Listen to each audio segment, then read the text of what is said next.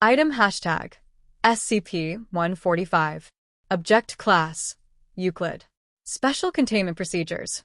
SCP-145 is to remain inside its room at all times in a 0.5 m x 0.5 m x 0.5 m plexiglass container unless being studied. Room is to be thoroughly soundproofed and securely locked when studies of SCP-145 are not in progress. Under no circumstances shall any personnel come into physical contact with SCP-145 without being accompanied and constantly observed by one or more other personnel unless conducting testing with proper authorization. Any personnel showing signs of intense psychological trauma must be immediately escorted out of the containment area. Depending on the level of trauma of affected personnel, they may be required to submit to consultation with an approved psychiatrist for no less than 2 weeks. Description: SCP-145 appears to be a standard 2002 model cordless telephone handset of Alcatel brand on its standard issue charging base. The charging base appears defaced. All jack inputs are sealed with resin glue, and the power input to the device has been gouged out with an unknown sharp tool. Serial number and production date are unavailable as all labels and stickers have been ripped off or defaced. The phone rings constantly whether it is on the base or not, regardless of the lack of power source. Tests have shown the battery is removable, and disassembly of the base has not shown any effect on the hand unit. The hand unit itself has had all the seams sealed, preventing conventional disassembly. When answered, a female voice speaks on the phone in a voice that shows high levels of stress. This voice varies from conversation to conversation, but in all cases the voice expresses extreme panic and proceeds to plead with the listener for assistance, as she describes instances of torture conducted on unknown victims. In the background, the listener will hear sounds of violence and expressions of pain and anguish. Audio analysis has so far indicated at least individual voices over disparate calls. The methods of torture implied thus far, judging from the phrases and reactions of those speaking at the time of contact, have included branding, electrocution, laceration, sexual assault, data expunged, and dismemberment. The callers appear to be non-automated and entirely sentient.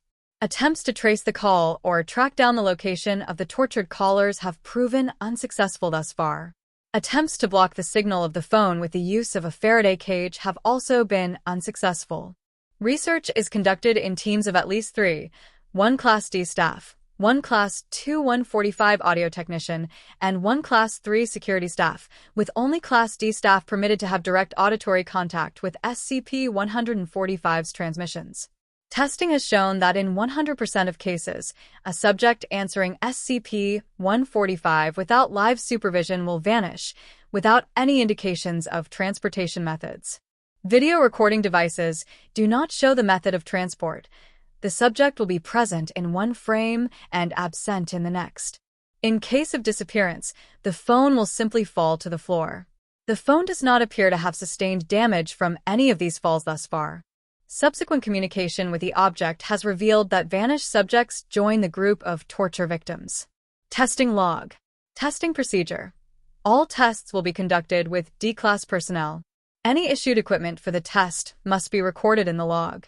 The D-Class personnel will then be ordered to pick up the phone. After disappearance of initial test subject, the above standard research team will answer the phone and record any observations. Test 145A. Date, // Subject, D-145-3749 issued 1 GPS locator device, testing to attempt to ascertain the location described at the other end of the line. Result, GPS rendered non-functional after disappearance of D-Class personnel. On following interaction with SCP-145, audio technician identifies voice of D-145-3749 has joined other victims. Test 145B.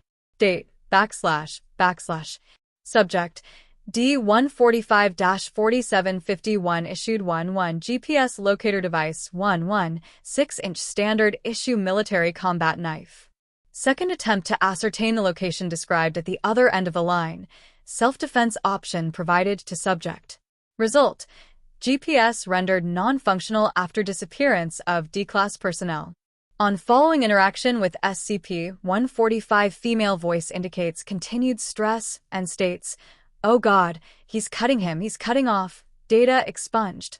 Audio technician then identifies voice of D-145-4751 has joined other victims. Test 145-C. Date, // Subject, D-145-5319 issued 1-1. 9mm semi-automatic pistol, 1-1 Kevlar vest, subject compelled to pick up phone. Attempt to determine interactivity of location, determine if any self-defense method is possible. Result: on following interaction with SCP-145, gunshots are heard, then data expunged. Female voice resumes, states, data expunged and additional gunshots are heard. Audio technician identifies D-145-5319 exclamations of pain after each gunshot. Test 145-D. Date, // Subject, D-145-6842 issued 1 kg for explosive concealed in supply kit. Explosive attached to remote trigger with 30-second delay. Triggered before interaction with SCP-145.